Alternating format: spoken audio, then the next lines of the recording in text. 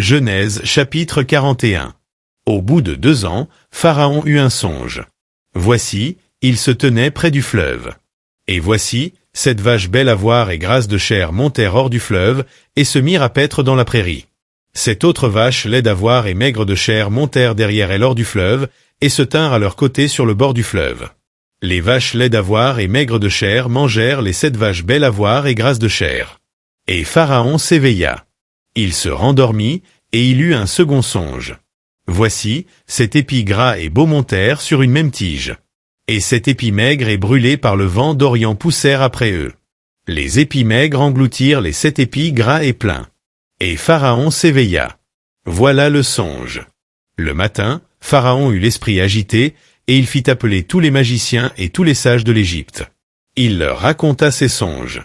Mais personne ne put les expliquer à Pharaon. Alors le chef des échansons prit la parole et dit à Pharaon, « Je vais rappeler aujourd'hui le souvenir de ma faute. » Pharaon s'était irrité contre ses serviteurs, et il m'avait fait mettre en prison dans la maison du chef des gardes, moi et le chef des panetiers. Nous eûmes l'un et l'autre un songe dans une même nuit, et chacun de nous reçut une explication en rapport avec le songe qu'il avait eu. Il y avait là avec nous un jeune Hébreu, esclave du chef des gardes. Nous lui racontâmes nos songes, et il nous les expliqua. Les choses sont arrivées selon l'explication qu'il nous avait donnée. Pharaon me rétablit dans ma charge, et il fit pendre le chef des panetiers. Pharaon fit appeler Joseph. On le fit sortir en hâte de prison. Il se rasa, changea de vêtements, et se rendit vers Pharaon. Pharaon dit à Joseph, « J'ai eu un songe. Personne ne peut l'expliquer, et j'ai appris que tu expliques un songe après l'avoir entendu. » Joseph répondit à Pharaon en disant, « Ce n'est pas moi.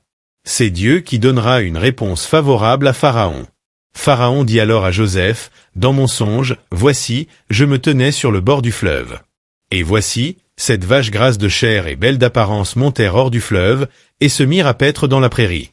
7 autres vaches montèrent derrière elles, maigres, fort laides d'apparence et décharnées. Je n'en ai point vu d'aussi laides dans tout le pays d'Égypte. Les vaches décharnées et laides mangèrent les 7 premières vaches qui étaient grasses.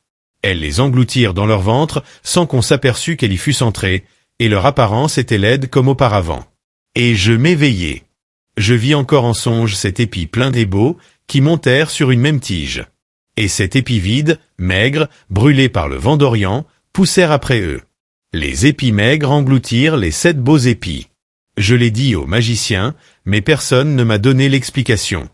Joseph dit à Pharaon, « Ce qu'a songé Pharaon est une seule chose, Dieu a fait connaître à Pharaon ce qu'il va faire.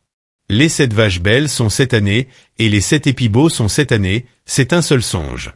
Les 7 vaches décharnées et laides, qui montaient derrière les premières, sont 7 années, et les 7 épis vides, brûlés par le vent d'Orient, seront 7 années de famine. Ainsi, comme je viens de le dire à Pharaon, Dieu a fait connaître à Pharaon ce qu'il va faire. Voici, il y aura 7 années de grande abondance dans tout le pays d'Égypte.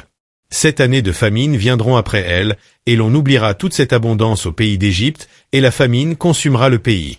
Cette famine qui suivra sera si forte qu'on ne s'apercevra plus de l'abondance dans le pays. Si Pharaon a vu le songe se répéter une seconde fois, c'est que la chose est arrêtée de la part de Dieu, et que Dieu se hâtera de l'exécuter. Maintenant, que Pharaon choisisse un homme intelligent et sage, et qu'il le mette à la tête du pays d'Égypte. Que Pharaon établisse des commissaires sur le pays, pour lever un 5e des récoltes de l'Égypte pendant les 7 années d'abondance. Qu'il rassemble tous les produits de ces bonnes années qui vont venir. Qu'il fasse, sous l'autorité de Pharaon, des amas de blé, des approvisionnements dans les villes, et qu'ils en aient la garde. Ces provisions seront en réserve pour le pays, pour les 7 années de famine qui arriveront dans le pays d'Égypte, afin que le pays ne soit pas consumé par la famine. » Ces paroles plurent à Pharaon et à tous ses serviteurs.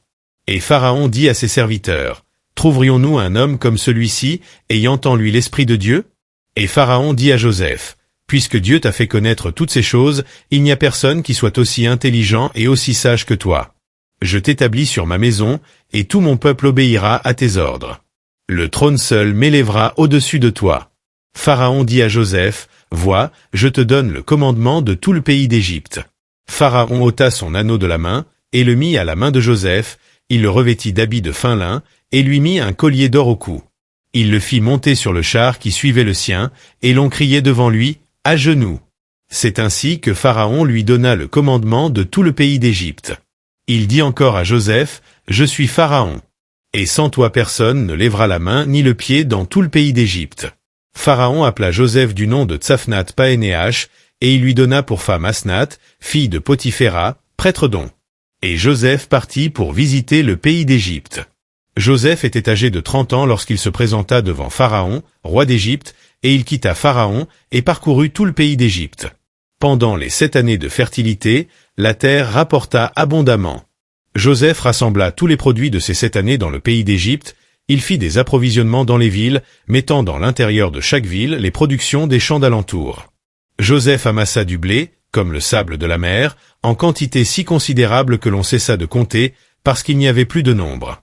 Avant les années de famine, il naquit à Joseph 2 fils, que lui enfanta Asnath, fille de Potiphéra, prêtre d'On. Joseph donna au premier-né le nom de Manassé, car, dit-il, Dieu m'a fait oublier toutes mes peines et toute la maison de mon père. Et il donna au second le nom d'Éphraïm, car, dit-il, Dieu m'a rendu fécond dans le pays de mon affliction. Les 7 années d'abondance qu'il y eut au pays d'Égypte s'écoulèrent. Et les 7 années de famine commencèrent à venir, ainsi que Joseph l'avait annoncé. Il y eut famine dans tous les pays, mais dans tout le pays d'Égypte il y avait du pain. Quand tout le pays d'Égypte fut aussi affamé, le peuple cria à Pharaon pour avoir du pain. Pharaon dit à tous les Égyptiens, « Allez vers Joseph et faites ce qu'il vous dira. » La famine régnait dans tout le pays. Joseph ouvrit tous les lieux d'approvisionnement et vendit du blé aux Égyptiens. Et de tous les pays on arrivait en Égypte pour acheter du blé auprès de Joseph, car la famine était forte dans tous les pays.